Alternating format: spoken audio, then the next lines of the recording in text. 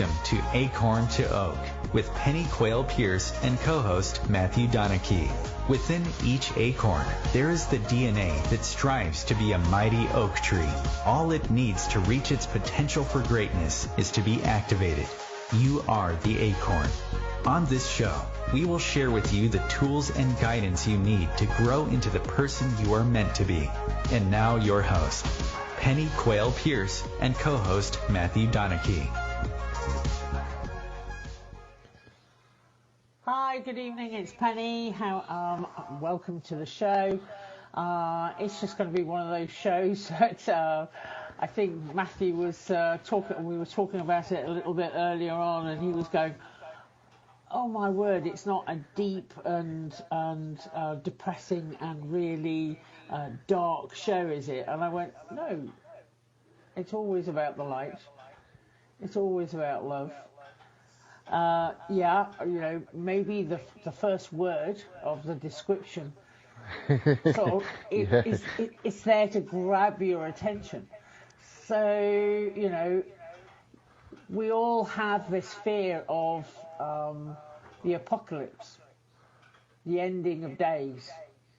And we think of it, especially if you go back to the Bible and you look at Revelations, it's the ending of days, all hell's going to break loose, there's going to be much wailing and gnashing of teeth and destruction, plague, you name it, and it's all going to happen. But then you look at the real meaning of the word, and you take it to its roots, and it's about lifting the veil. It's about stripping back all of the stuff that we've had told to us, what religion brings to us in its many different forms, about heaven and hell. And, hell is the worst possible scenario that you can think of. But actually, lifting the veil is about ending duality. It's ending that sense of, we're in a play, we're in God's drama, and actually stripping it back and realizing that we are these huge, magnificent energy beings which have a soul which is indestructible, and we just look at it and just go, well, the lifting of the veils, the dropping of duality, ceasing living in Maya, which is delusion, is what we're being asked for right here, right now. And it's at the ending, there's always a new beginning. And the new beginning is here and now. So just handing over to Matthew for a minute so he could say good evening and take it from there. Yeah, so good afternoon or good evening. Glad to be back. And yeah, it was really funny to have a giggle earlier, because it's interesting when you read something, and I've known what the content of the show was going to be, but reading the title again, it was just kind of like, what does apocalypse mean to me? And it was actually a person, or my thought, an initial thought on apocalypse and what does it mean, was leagues away from what it actually means. And some of that is, I guess, film titles and things like that, where you think, oh, apocalypse, it means the end of the world, and it's like, oh, what does Penny know that I don't? And it's kind of like, but it is very much, it's kind of like, it can mean the end of the end of a one way and the start of another. So I would say the end of an I way and the start of a we way, because it is that actually realising where we've been going wrong and learning the lessons. And it's really quite interesting how just being out in public, you're not out in public for that long, but seeing people's behaviours coming out it's like tenfold.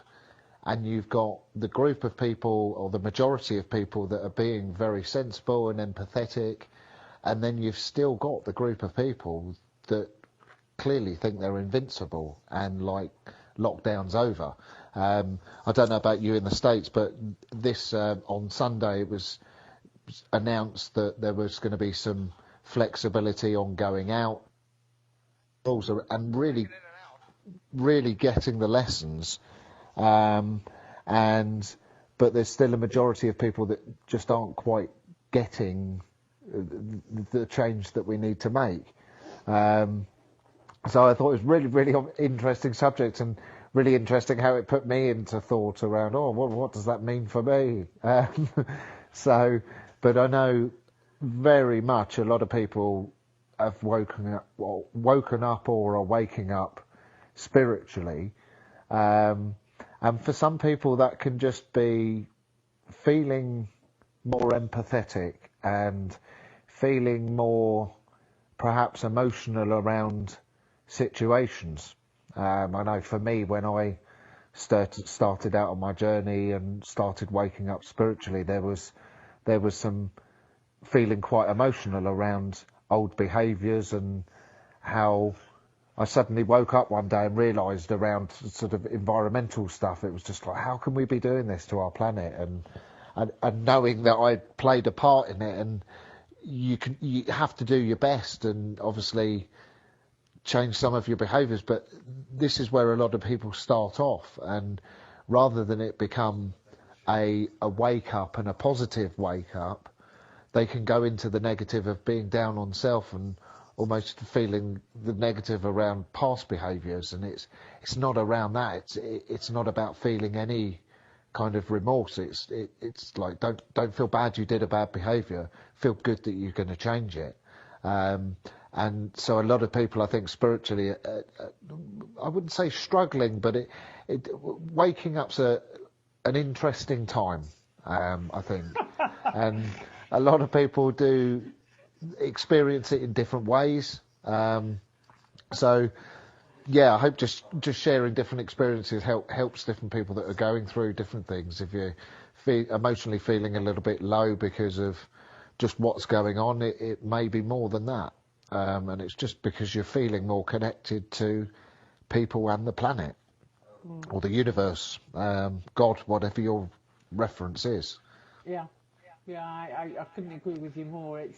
It's really interesting, and that's why I wanted to ask those couple of questions, So what is your concept of God?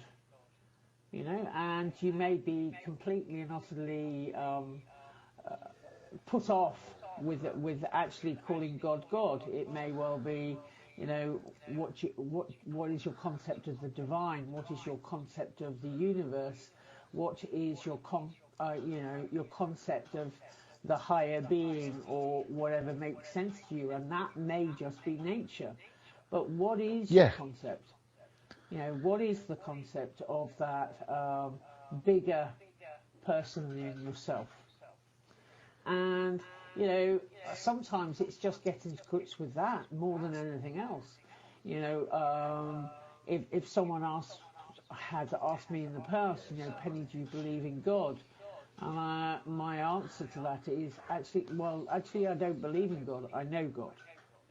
So I have a very strong sense of who God and the divine is, but not everybody has that. And it's not about making you wrong if you don't believe in God. That's perfectly okay. But it's what makes you resourceful, what actually gives you the strength, what actually gives you faith that you're going to survive tomorrow and wake up and have another day. So it's looking at, again, so what is your concept of God? What do you think the divine is? And looking at that, and when I was actually thinking about what we were going to talk about on the show, it's, very much is, what is your spiritual fingerprint? And it's just like, what is your spiritual fingerprint is, you know, when we look at when we have our fingerprints done, which is usually if someone's been arrested or you know, for your passport or whatever it is, it's what is making you unique. What is your spiritual uniqueness? And I think, you know, for me, this is something that I work with, you know, many hundreds of people over, you know, my working career, is this is exactly what we get down to. What is your spiritual fingerprint? And, you know, it's not about me telling people what their spiritual fingerprint should look like. It's actually exploring with that person what actually makes them tick, what actually makes them passionate, what are their beliefs. And I'm sure you've heard me mention before, I talk about what is in your bottom line, what is your moral code, what is it that makes you, you know, makes you decide to live a good life, or a life that is in service to other, or that is empathetic, that is compassionate, that is looking at what other people's, you know, obviously looking after yourself, but also looking after other people. And this is very much where we've all had time during lockdown to start looking at some of the things that make us tick. So when I talk about, when it comes to weighing your heart, which is very much an ancient Egyptian technique of, you know, they would have on a lot of the tombs of the ancient pharaohs, you know, pretty much a scale, and they would put their heart, they'd take out someone's heart and put the heart on one side of the scale, and then look at what good deeds they'd done and how they were morally, and did it actually balance, or did one outweigh the other? And it's very much about balancing self, you know, looking at what we would like to achieve, how we would like to be seen in this new world, because we're in a new beginning. But it's also looking at, you know, what other things, because not everybody has been able to get out there and do a lot of community work during lockdown. You know, we've all had family, we've had people that we've been shielding, we've had all sorts of things going on in our lives, and it's not necessarily allowed us to be as much help or support to the, you know, the community as we would have liked to have been. You know, obviously talking about myself, I've just been through, you know, cardiac surgery, then I had the coronavirus, and then I was hit with the third thing, which was pericarditis. I haven't done in the community what I would normally put myself out to do, because I've been taking care of my needs and my family's needs. And these things have been very, very important. And it's very important that we have taken care of our family and we have taken care of our own needs. But then it immediately makes me look at, so going forward into the new world, what is it that I would like to do to help and support and connect with the community again? And, you know, I'm very lucky. I run a company called Acorn to Oak, and therefore, you know, very much service is very much part of my life. So I can go back and, you know, we have obviously online stuff, we have the community, Acorn to Oak's community group, and that has grown during lockdown from 120 people. We've gained another 80 odd members, which is great. And it's about welcoming them into the community so they can feel heard.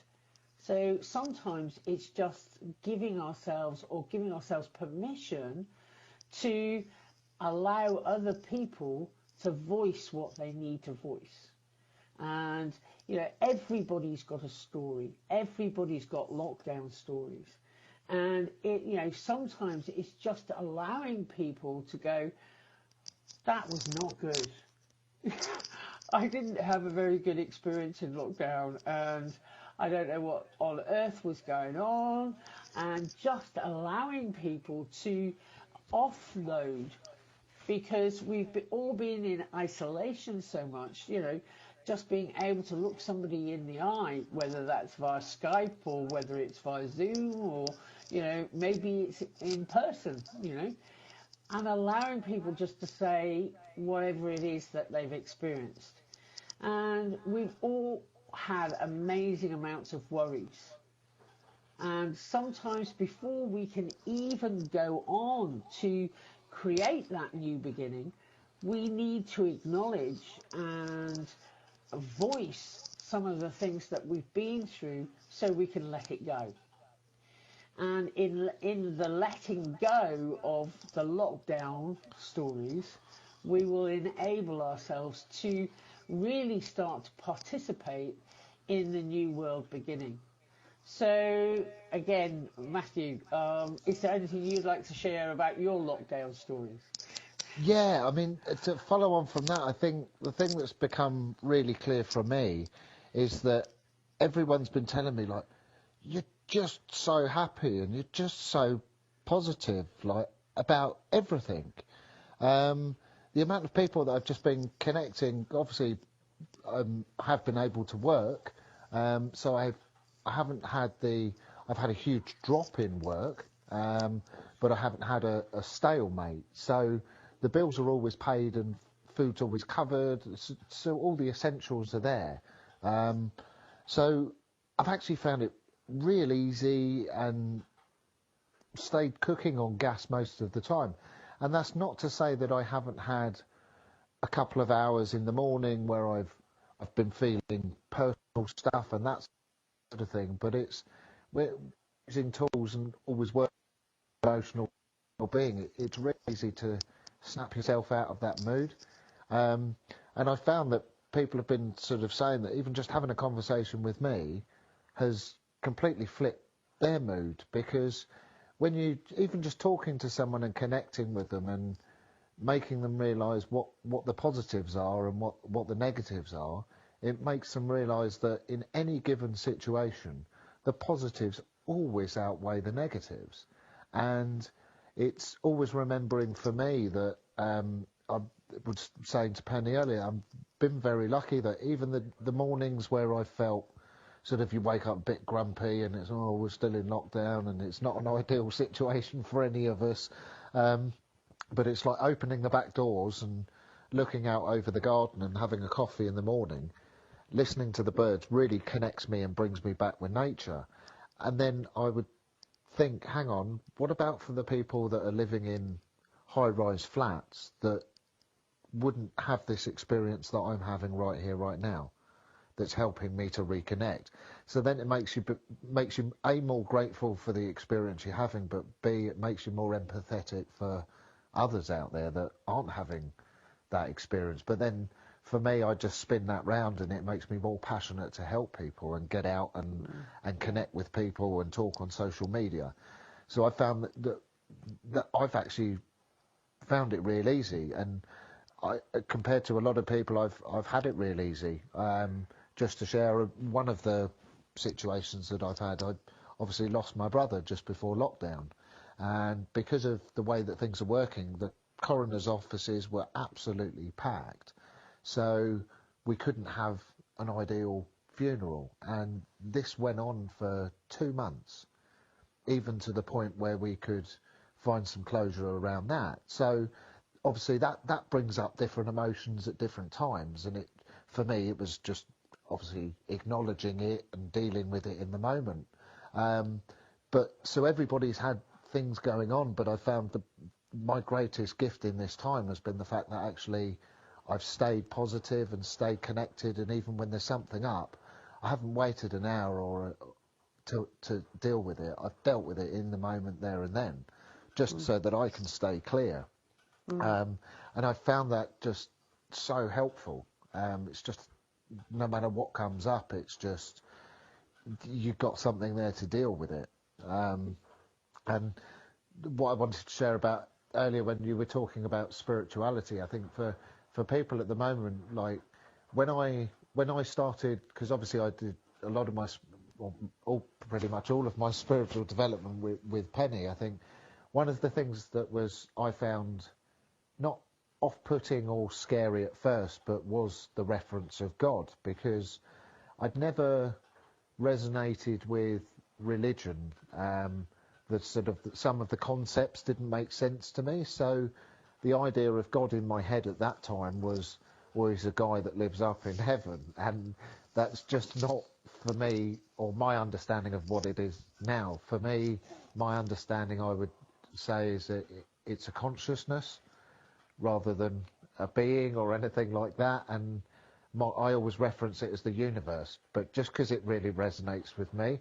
But when I started out, I found that referencing things as the force or the universe really helped me to be blasé with the fact that I had to believe in anything, because again, that's the thing I love about spirituality, is there are spoken words and there's truth, but it's up to you to discover it. And until you discover it and it's true within yourself, if someone's just preaching to you, it's almost off-putting. But that's the thing I love about spirituality, is the truth is given, and over time you believe it. Because some stuff that I heard when I started out, I just didn't have the consciousness to fully understand it in a different way than what I saw it as before.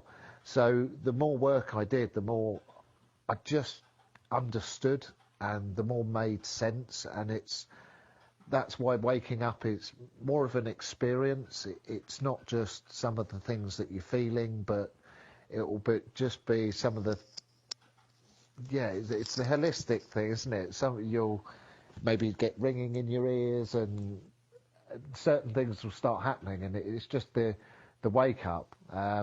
And I think some of the stuff that's written or put out there, it's almost like, oh, well, you have to think this, and you have to think that, and well, you have to do that, and you have to do that. And actually, you can still keep the personality. That was one of the things that concerned me. It was like, oh, well, what happens to Matthew if I become if I believe in God? What does it mean? Does it mean that I have to change who I am, and this, that, and the other? And it's like so far away from what actually the truth is.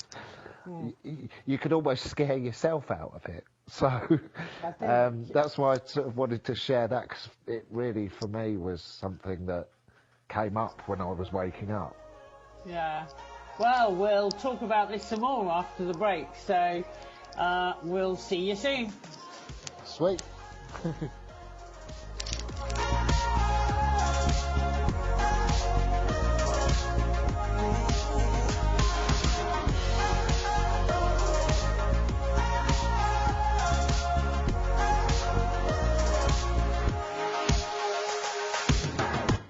Your conscious connection to a more mindful world.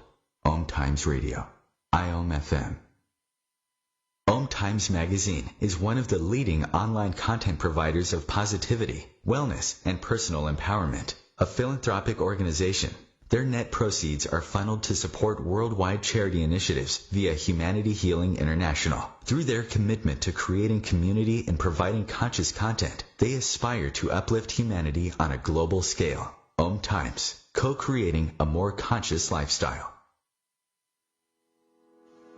Kathy Williams, host of Sexy Mom Abundant Life radio show on Thursdays at 5 p.m. Eastern, 2 p.m. Pacific. On the show, we explore living abundantly in every area of your life. Ways to let go of limiting patterns and beliefs, and to step into the flow of creativity and possibility, knowing you are supported by the universe.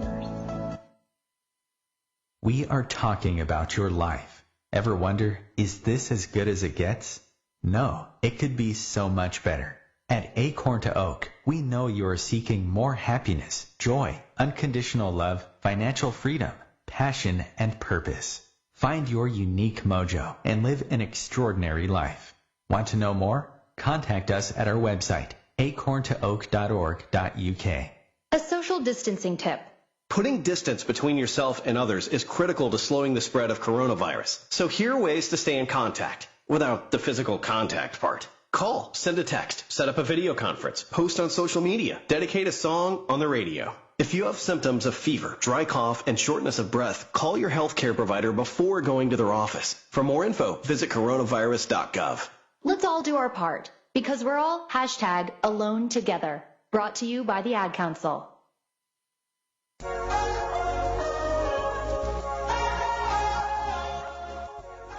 So we're back. So we're basically talking about very much how to explore, look at maybe gaining some guidance or some advice on how to proceed, you know, with grace and humour and kindness in this new world that we're creating right here, right now.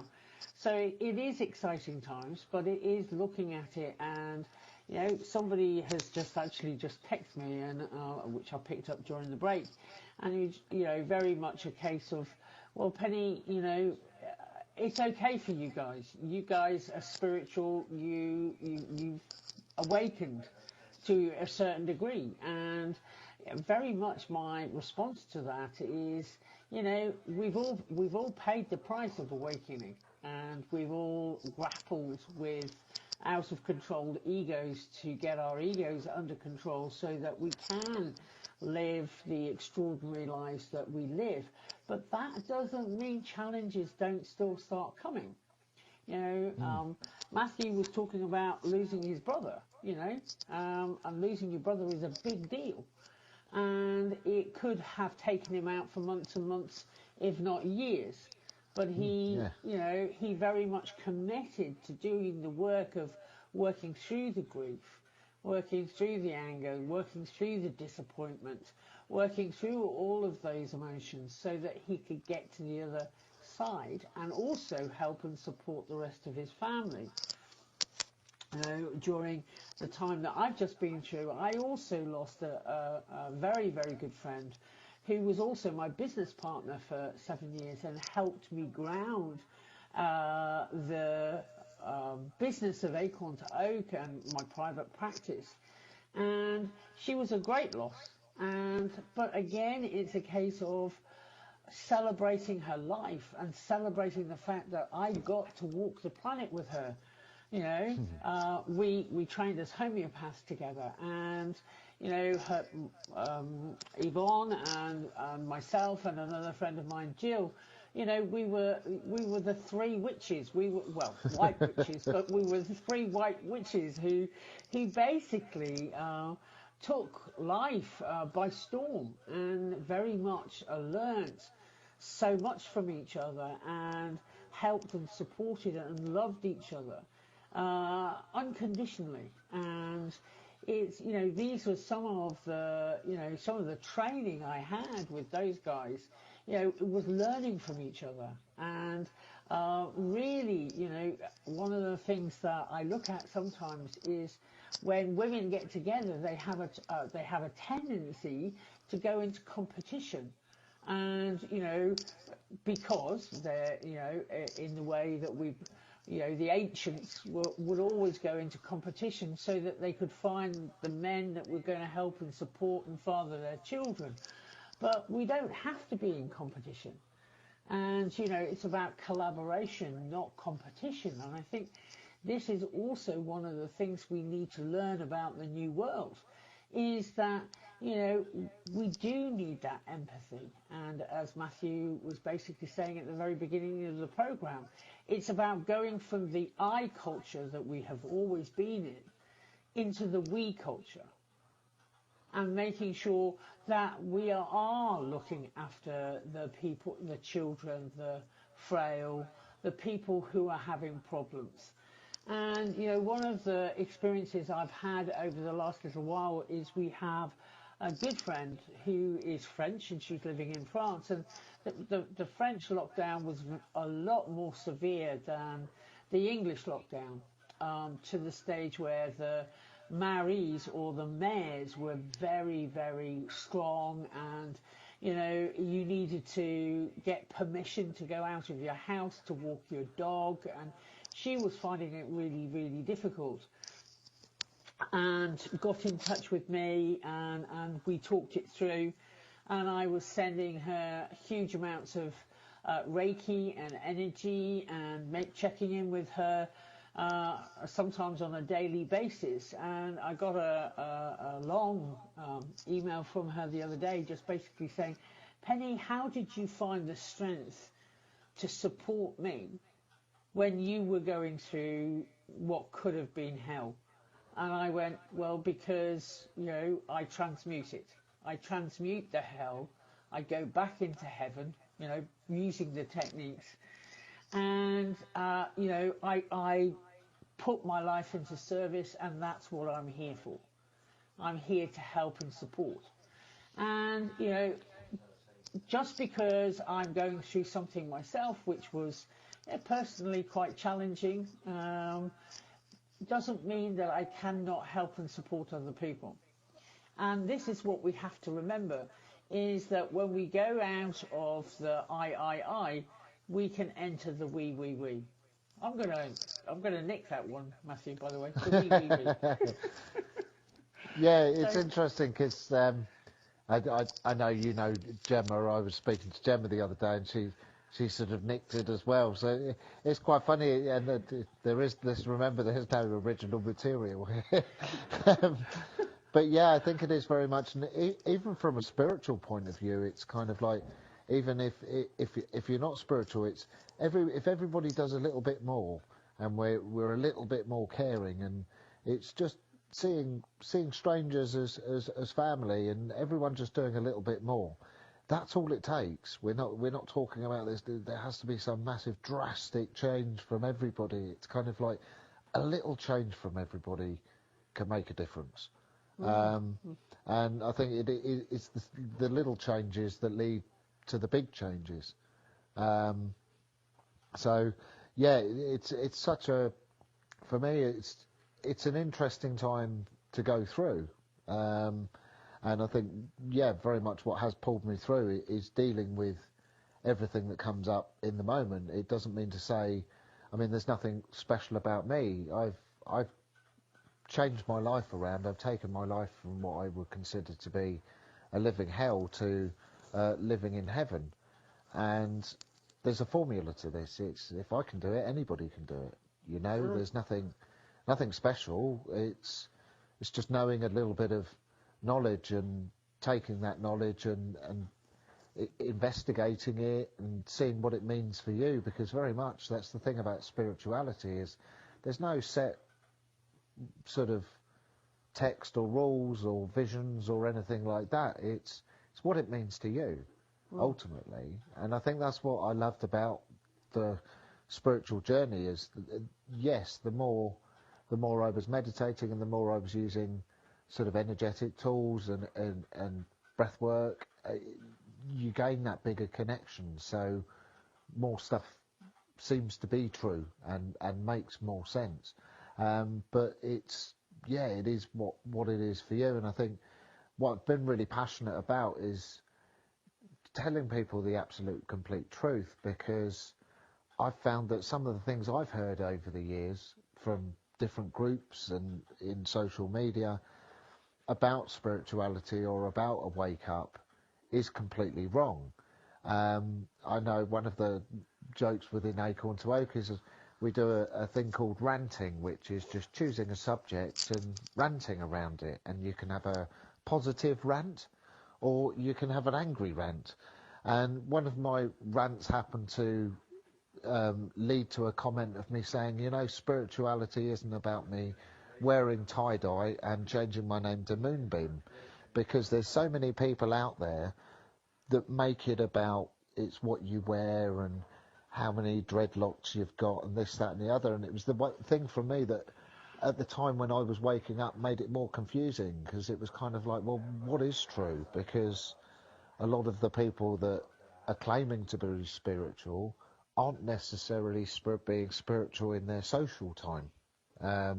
So there wasn't that congruency there for me.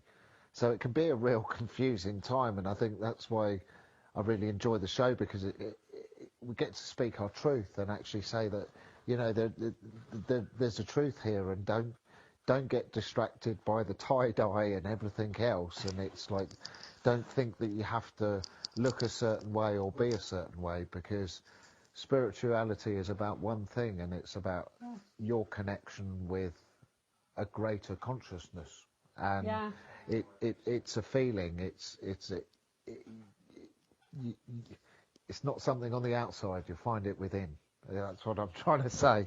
And also, you know, very much for me, it's perfectly okay if you want to wear tie-dye and have dreadlocks. Yeah, I'm not judging it. Yeah, no. That's perfectly okay. Exactly, it's perfectly okay.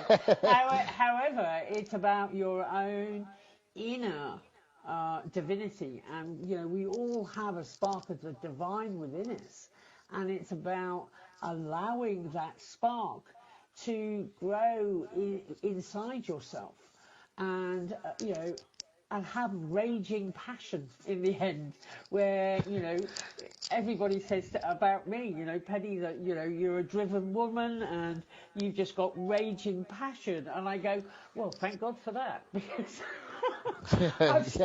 I've spent enough time doing the inner work to fan that flame.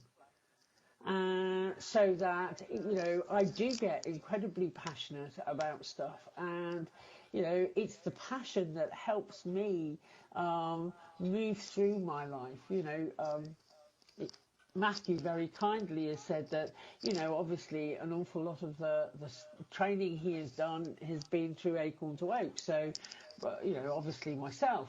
And it's fantastic, and it, you know, I couldn't be more prouder than a proud mum when someone says that. You know, it's just it really is wonderful for my heart to hear, because I know that if I'm serving people, then I'm actually, you know, my sole purpose is being, you know, sung. You know, my song is being sung, and my soul rejoices because of that. And I look at it and I go, you know, but I had somebody, you know, a lady called Christina Thomas Fraser, who was the head of the Inner Light Institute, and she hangs out in California now, and was the guide who helped me do the work that I needed to do in order for me to get into a space where I could pay it forward.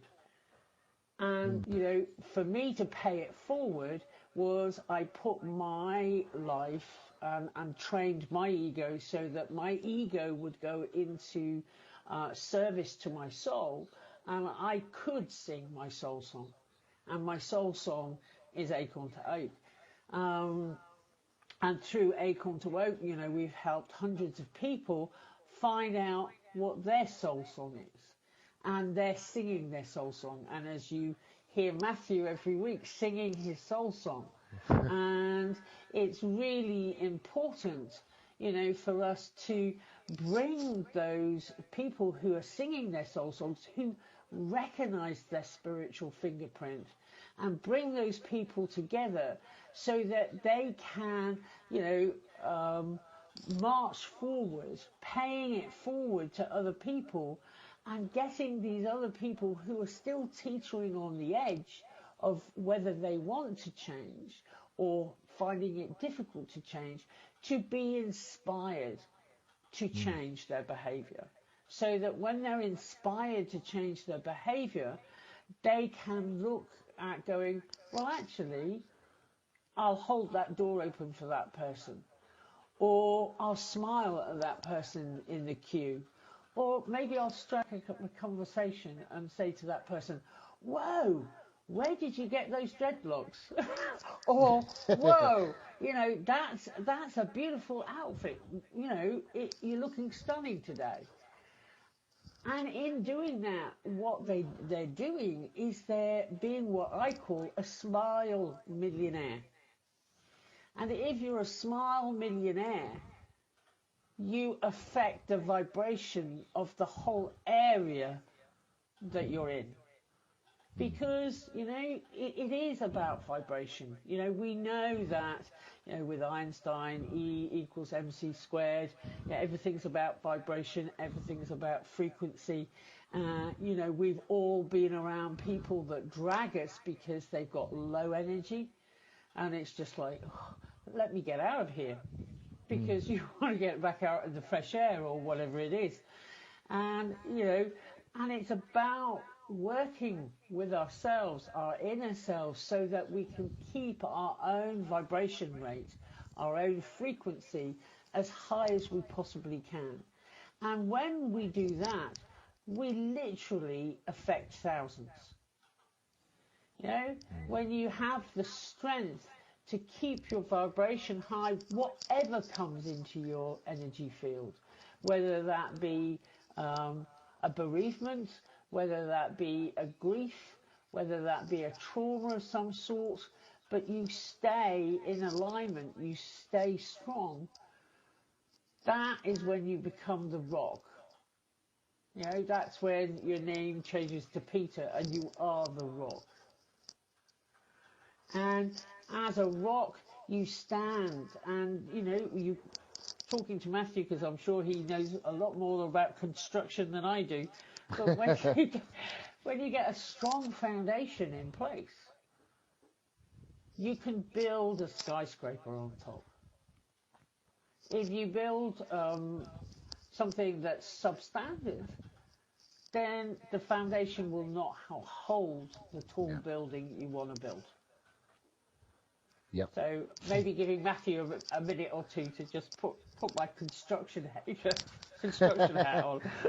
Well, it's interesting because, I mean, and it is so true. I mean, you could build a perfectly decent building on a bad foundation, and it's going to start cracking, and it's no good. And again, that's why I love the way you explain the training. It's the foundation course is about building yourself a good foundation and doing the self-development to then build up from there.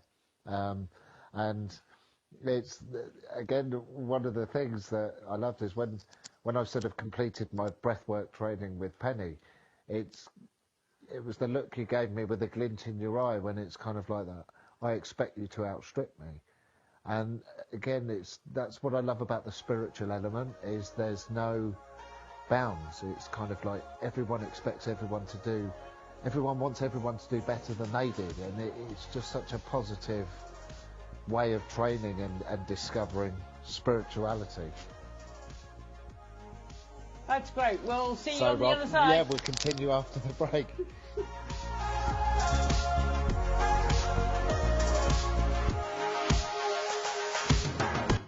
A conscious lifestyle for a mindful life. Om Times Radio, IOM FM. Being a radio host on IOM FM allows you to build your show on a rich platform with the power of the internet to fulfill your outreach goals and connect with a very specialized and global online audience, unlimited by time and distance. Om Times Radio will provide you with web relevance, a recognizable conscious brand, and with the standard of excellence that has accompanied every single Om Times endeavor. Host your show with Om Times Radio Network. Hello, I'm Sandy Sedgbeer, host of Om Times Magazine's flagship radio show, What Is Going On. My passion is sifting through information, research and innovations from new thought teachers, speakers and researchers, pushing back the boundaries of what we know about life, energy, metaphysics and the universe. I love shifting perceptions about who we are, why we're here, and how quickly impossible becomes normal when we open our minds, expand our awareness, and accept that the only limits that exist are those we place upon ourselves. So if you're the kind of forward-thinking, eager investigator of what lies beyond the current reality that most perceive, why not make a date to come play with me in the field of possibilities at 4 p.m. Pacific Time, 7 p.m. Eastern Time every Thursday, and together we can discover what's really going on. We are talking about your life. Ever wonder, is this as good as it gets? No, it could be so much better. At Acorn to Oak, we know you are seeking more happiness, joy, unconditional love, financial freedom, passion, and purpose. Find your unique mojo and live an extraordinary life. Want to know more? Contact us at our website, acorntooak.org.uk. Long ago, you wouldn't think of galloping on a horse while doing calligraphy, and you wouldn't have attempted to ride your bike while typing a letter. Yet you think you can safely operate a multi-ton vehicle while texting? Behind the wheel is no place to multitask. If you want to BRB, drive now and text later. Lives depend on it. Visit StopTextStopWrecks.org, a message brought to you by the National Highway Traffic Safety Administration, Project Yellow Light, Noise, and the Ad Council.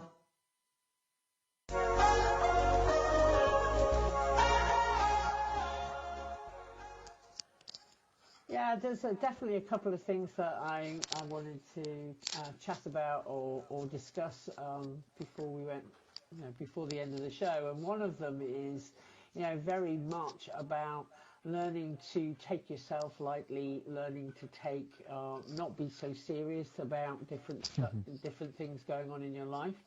And one of, I'm always looking on the internet to look at, some of the jokes, some of the funny things that are going on, just to, one, help lighten my life, but also to share it with the community. And there was a great one which really made me laugh earlier on in the week, and it's basically a picture of some people on a bus. And one gentleman is sitting to one side, and he's got the traditional mask on, he's got dark glasses on and everything else. And then there's a lady sitting on the other side of the bus, and she's wearing what looks like a mask, obviously covering her eyes, no mask around her face. It looks like a party mask.